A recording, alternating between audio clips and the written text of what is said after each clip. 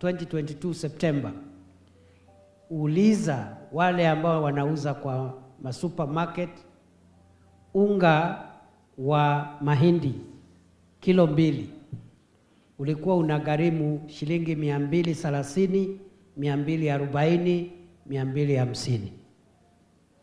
Kwa hivyo hiyo maandamano ilikuwa inasema hii bei ya unga iko juu sana, punguzeni gharama ya maisha.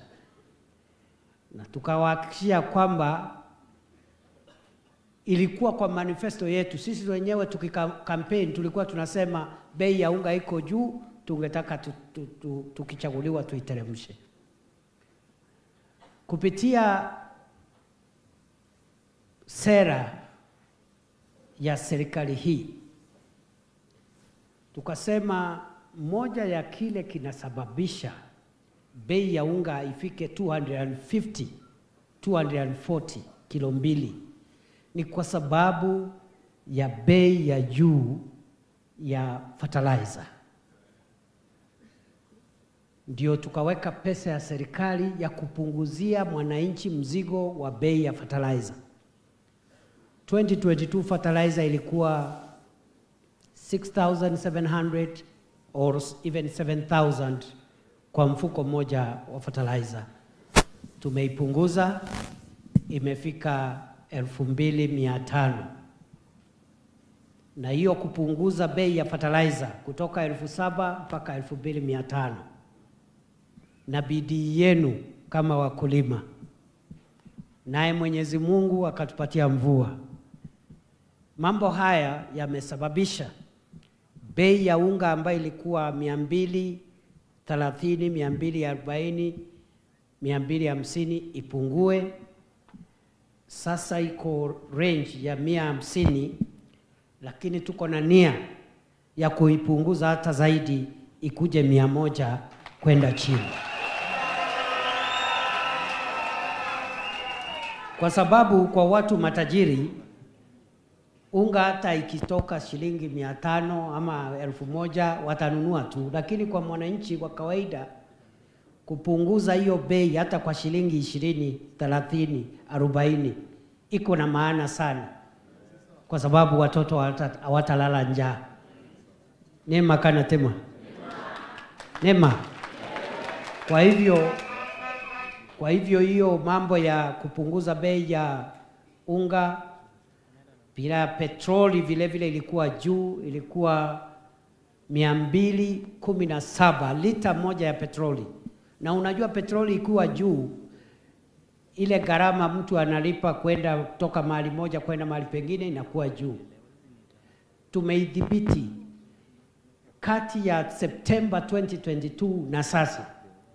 Bei ya lita moja ya petroli imeshuka kwa takriban shilingi 43. From 217 to 165. 43 shillings. And that's not a small drop. Vile vile, tukasema shilingi ya Kenya ilikuwa haina nguvu. Unatumia pesa mingi ya Kenya. Especially wale ambayo ni, unajua watu wetu wa Central, watu ya Nyandarua ni watu ya biashara na ni wakulima. Si ni kweli? Tukaona bei ya bidhaa muhimu ili tunatumia nyumbani iko juu, kwa sababu shilingi ya Kenya ilikuwa hafifu, ilikuwa weak. Unahitaji shilingi 167 kupata dola moja. Na wale wanabiashara wetu wa Nyamakema, wale wanafanya consolidation ya bidhaa kutoka ng'ambo, ndio waende kuuza hiyo bidhaa kwa wanabiashara wa Kinangop na wa Kalau na wa Mirangine.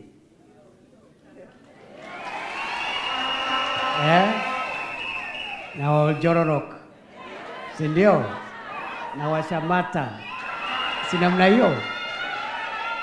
Na wa kwa Joy. Wanjoy ama ni Wakungu?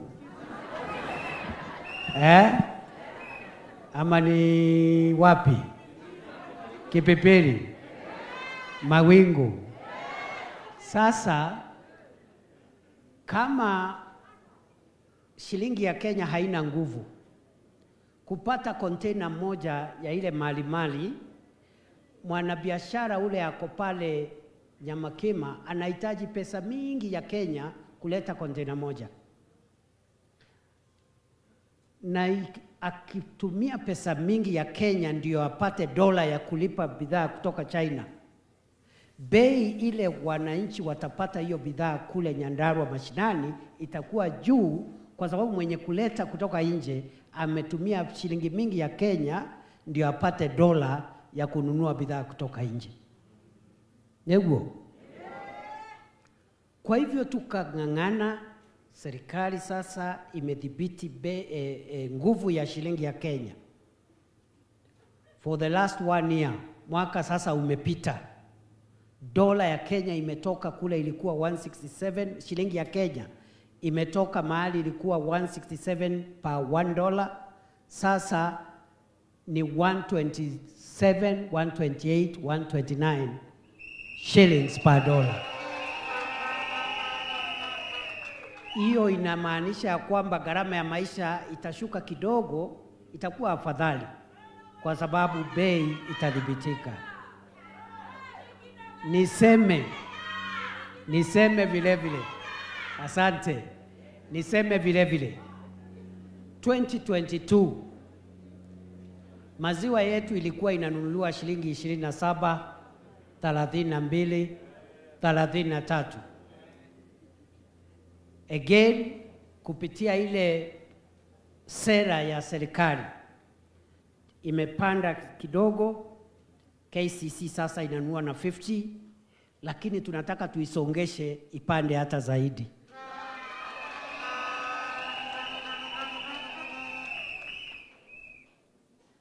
Sehemu zetu za Central Kenya kuna mahali kuna kuzwa majani chai na kahawa. Huku Kiambu, Murang'a, Tharaka Nithi, Meru, Nyeri, sehemu hizo unajua hiyo sekta ya kahawa na majani chai na maziwa ilikuwa chini kidogo, lakini imeimarika. Mmesikia kwa mfano kahawa ile tulikuta ikitoka 50 shillings, shilingi 50 kwa kilo. Kama uko na bahati inafika 60. Leo hii Central Kenya, hapa Kirinyaga na Embu na hapa Kiambu, Murang'a, kilo moja ya kahawa ambayo ilikuwa shilingi 50 ama 60, sasa ni 120, 130, 140, 150.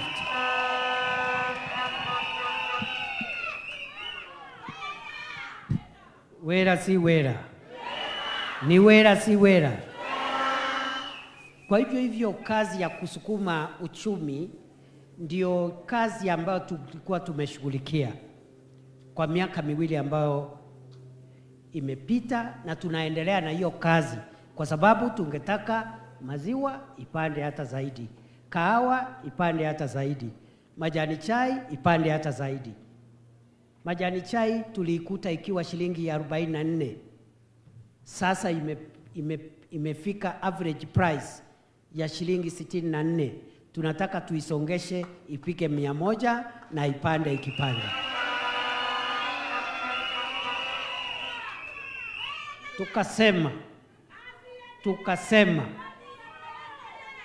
Tukasema watu wengi katika taifa letu la Kenya ni wanabiashara wadogo.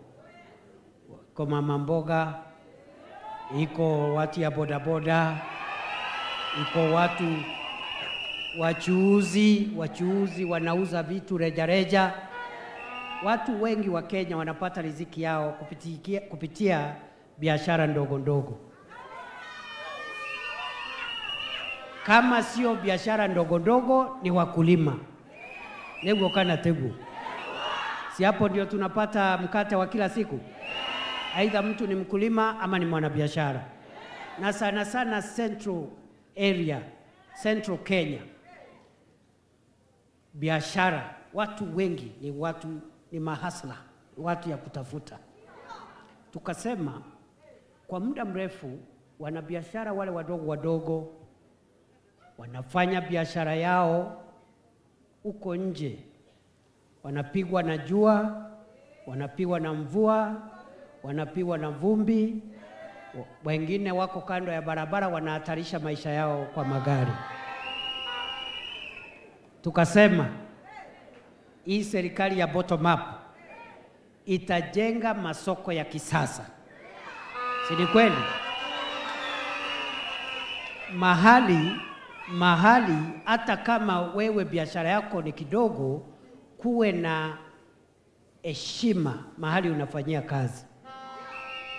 Kwa sababu tulisema kazi ni kazi. Nebo kana tego.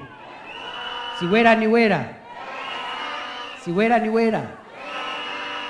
Ile kubwa ni wera na hata ile ndogo ni wera.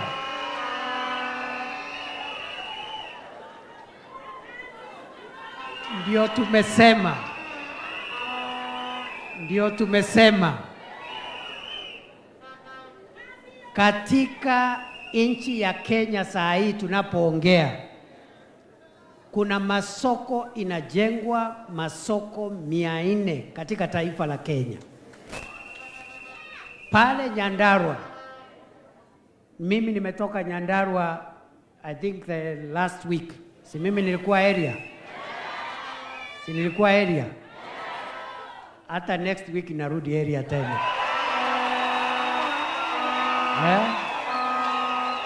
Si namna hiyo? Si tulikuwa pale Olkalau pale Mirangine? Si tulikuwa pale Kipipiri pale Mawingu? Sasa narudi kwa sababu kila wiki nimeamua sasa, kila wiki lazima nipitie Nyandarua hapo.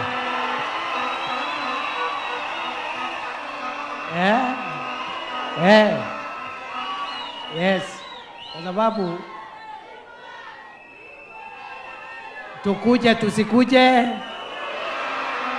tusikuje, wacha nione wale wanasema niendelee kutembea Nyandarua.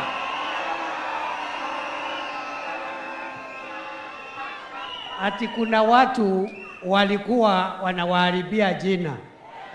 Ati wanasema Nyandarua hawataki mambo ya maendeleo. Ati Nyandarua hawataki maneno ya maendeleo. Wanataka kupiga siasa. Ati siasa ya kuchochea wananchi. Ati siasa ya mdomo. Munataka siasa ama maendeleo? Munataka siasa Nyandarua ama maendeleo? Wacha nione wale wanasema maendeleo kwanza.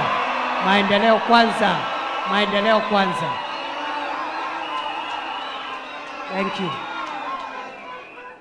Na wale wenzetu viongozi watusikize vizuri. Kwa sababu mimi naona sasa imekuwa bayana. It is now clear. Grupu ni mbili. Grupu ni ngapi? Grupu ni ngapi? Iko grupu moja. Iko grupu moja. Inasema hatua ito. Nyoba ito.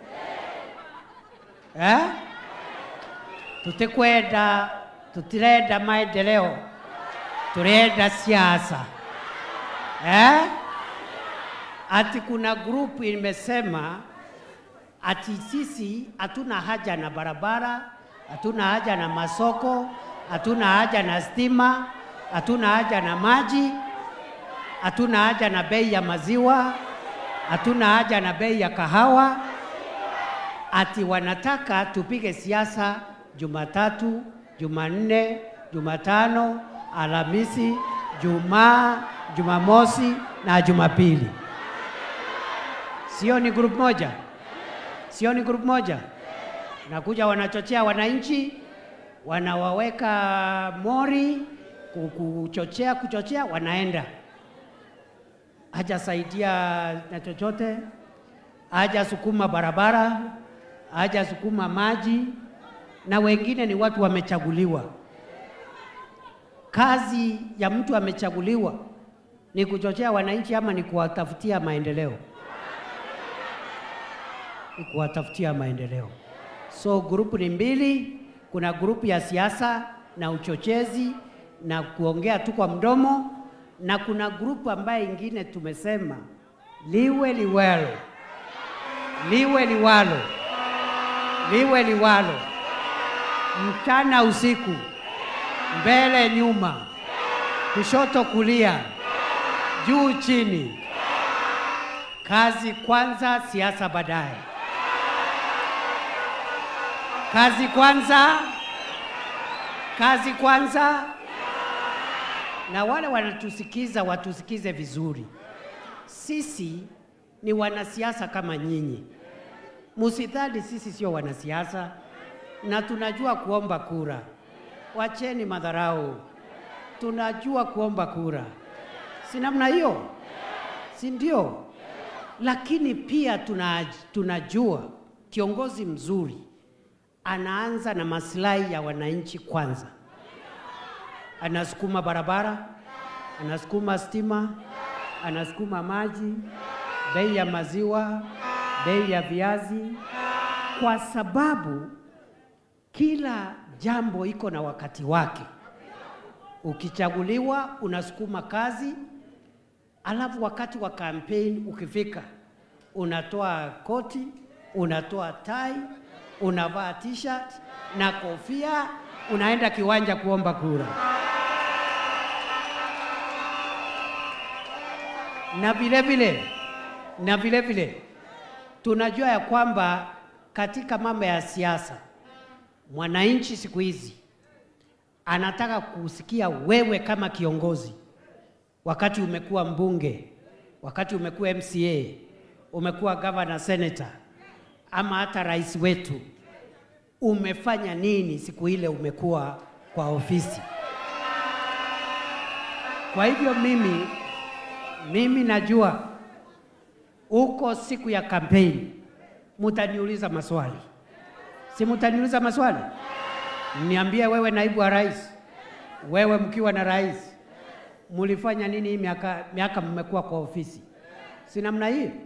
Si mnajua mimi nimeingia half-term hapa katikati, wakati tunaona meli inazama, tukaona watu wetu wataachwa kwa giza.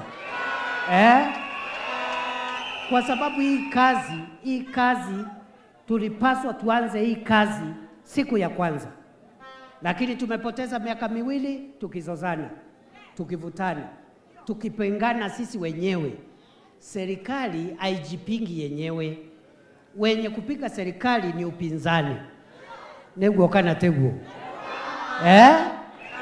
Kwa hivyo we are very focused on delivery of services to the people of Kenya, including the people of Nyandarua. Kuna watu wanataka tuingie siasa, tumekataa. Na sio ya kwamba tunaogopa. Wakati utafika tutamenyana. Kila mtu atoe record yake. Wewe Kindiki umekuwa deputy president 2.5 years. Barabara gani hapa Nyandarua umesukuma? Umesukuma masoko ngapi kajengwa hapa? Umesukuma shule ngapi zikajengwa? Si ndio? Ule mwingine na yeye ambiwe hata wewe ulikuwa kitu fulani. Ulitusukumia barabara ngapi? Ulitusukumia stima ngapi? Maji miradi ngapi? Neguo kana teguo. So please, it is not that we don't know how to politic. We know. And we are better than some of the characters who are lecturing us every day. Ati kuna wengine wanafikiri hao peke yao ndio wanajua siasa. Waacha tukutane my friend huko mbele. Wataona moto. Wataona siku mrefu. Wataona siku mrefu. Lakini kwa sasa I am so focused, and our challenge tukiwa na waheshimiwa wenu. Challenge yetu hii masoko tunajenga lazima ikamilike in the next 6 months. Mnajua ya kwamba kwa sababu vile uchumi ulikuwa, barabara zetu zilikwama kwa sababu hatukuwa na pesa ya kutosha ya kujenga barabara. Lakini Mungu naye ni nani? Vile uchumi umeanza kuimarika, nataka niwatangazie watu yangu ya Nyandarua. ya kwamba barabara zetu zile zilikuwa zimekwama, sasa tumepata pesa ya kuzijenga na kukamilisha.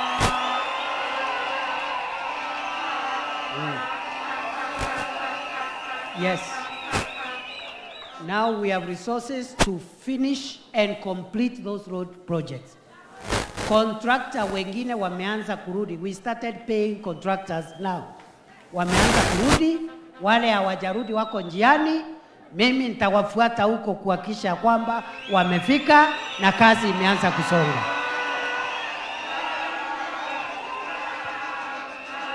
Tuendelee na kazi.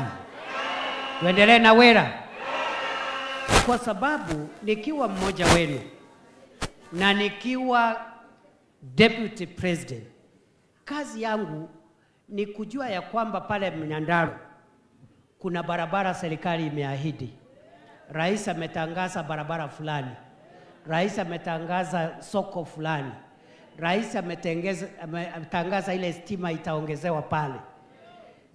Kazi yangu sio kungojea mpaka siku ile rais atarudi tena. Kazi yangu ni kufuatilia hiyo maagizo. Kwa sababu kama naibu wa rais, rais amenipatia nguvu ya kuita waziri wowote, PS wowote, kumpatia instructions. We work together to expedite the delivery of presidential directives and the delivery of the projects and programs of the government of Kenya.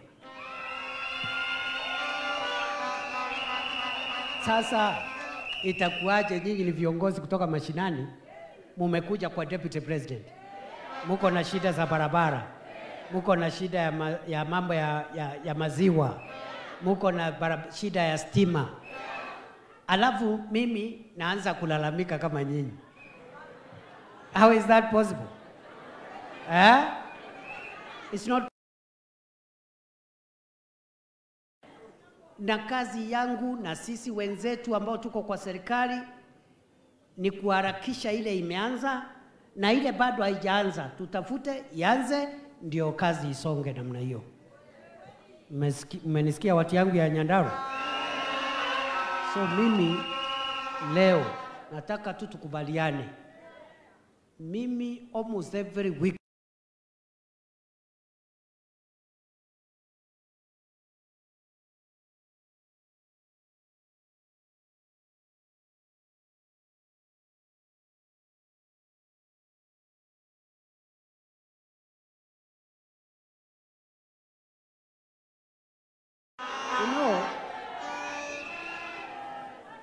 unajua, mimi naona watu wengi wakijigamba, sijui watu wengine hapo sitaki kuwataja. Usiniulize itawezekanaje kila wiki naenda Nyandarua na Kenya iko na 47 counties, 290 constituencies. Don't worry, that's not your business, it is my business.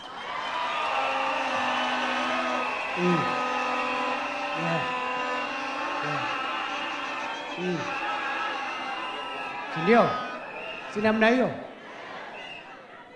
Anga Nyandarua temushi. Nyandarua ni mushi. Ne gwito. Nyandarua ne gwito. Tajonia ina moko mara uga Nyandarua ne gwito.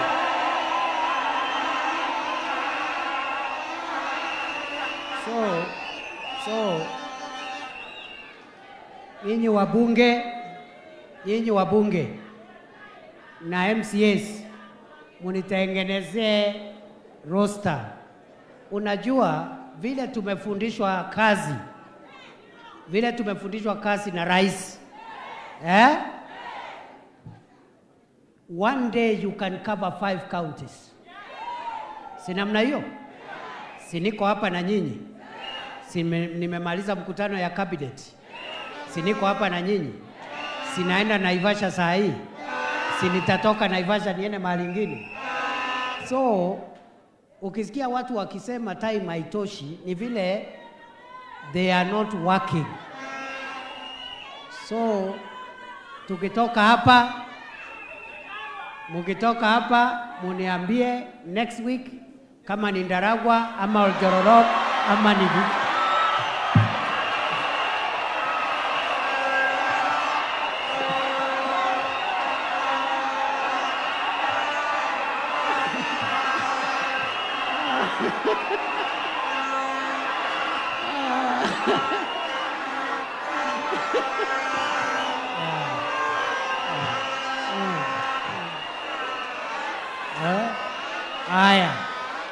Haya.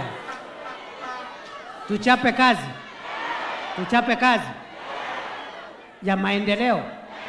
Si nimewaahidi ya kwamba tutakamilisha barabara zetu. Ile stima ambayo rais ametoa pale Nyandarua 1.6 billion ya kuweka nyumba 15,000 mpya kuwekwa stima, mimi ndio nitakuja kuziangalia hiyo program ikifanya kazi.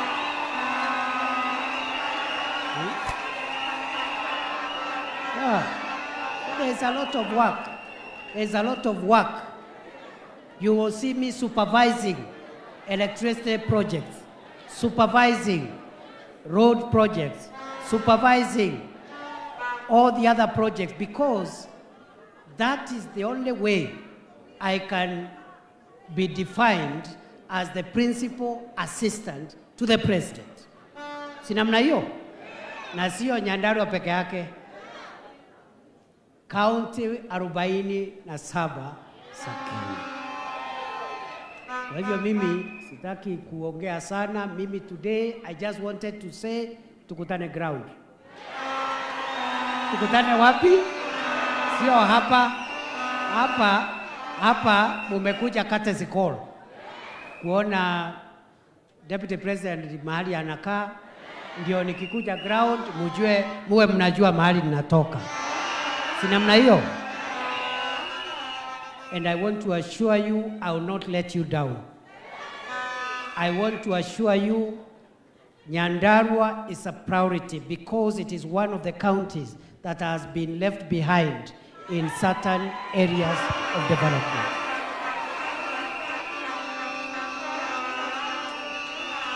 Na mimi nataka niwahakikishie we are working together with your leaders.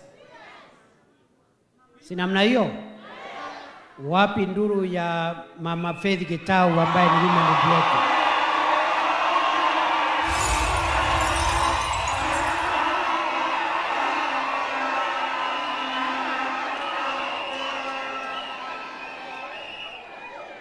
Pia tuko na mbunge wa Kinango Kwenya Thuku.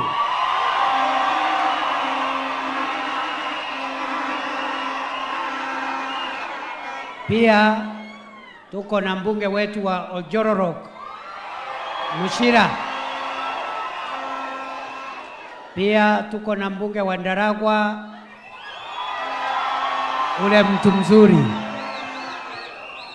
ule mtu mzuri, si mnamjua? Anaitwa George Mzuri. Kanateguo. Etawa Gachagua. Ora mwega.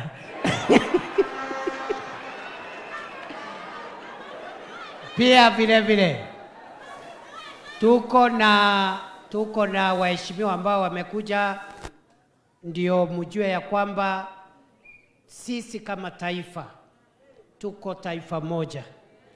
Kuna waheshimiwa kidogo.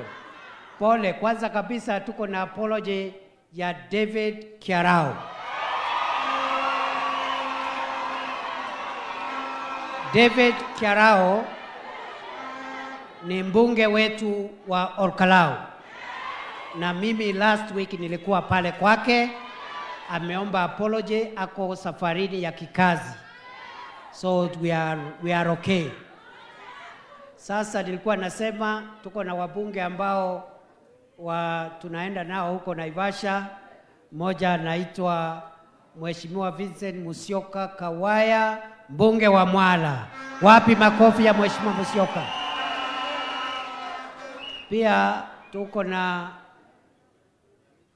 tuko na Mheshimiwa wa Uriri anaitwa Mark Nyamita. na tuko na MCS wetu, wasimame MCS wale wako hapa. MCS, wapi makofi ya MCS wetu? Wapi makofi ya MCS wetu? Asante. Pia tuko na mbunge mwingine, karibu nisahau.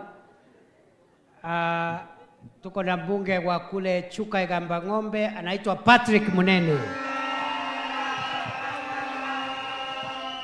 So tuko namna hiyo, na mimi pia niseme hapa tuko na kiongozi wetu katika bunge la kitaifa, anaitwa Kimani Ichung'wah.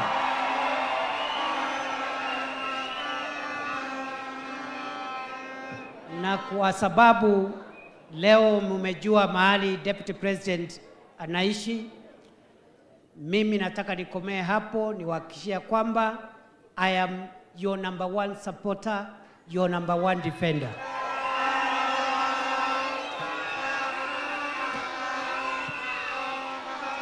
Na ile support, the best support and defense I can give the people of Nyandarua is for fighting for their roads, fighting for their electricity, fighting for their water projects, fighting for their milk prices, and fighting for their potato prices. That is the best support I can give you. Ni siasa ama ni kazi? Siasa ama ni kazi? Siasa ama ni kazi? Mara ya mwisho wacha nione watu ya kazi, watu ya kazi, watu ya kazi, watu ya kazi.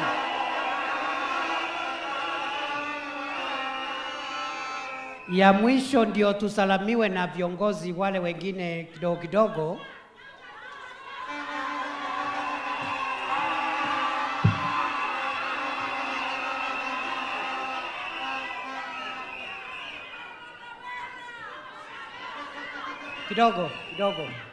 Kidogo, hao viongozi watawasalamia, msiwe na haraka. Nataka niseme vile vile. Nataka niseme hapa kaunti yetu ya Nyandarua kuna sehemu zile za colonial villages ambazo bado title deeds haijapatikana. Nilikuwa nimesema a few representatives wafike hapa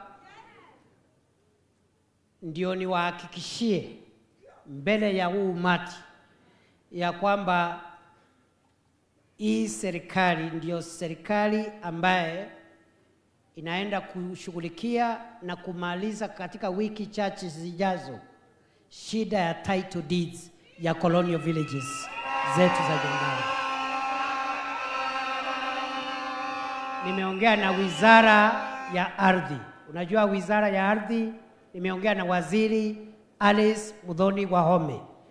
Tumekuwa na haya hapa katika mkutano.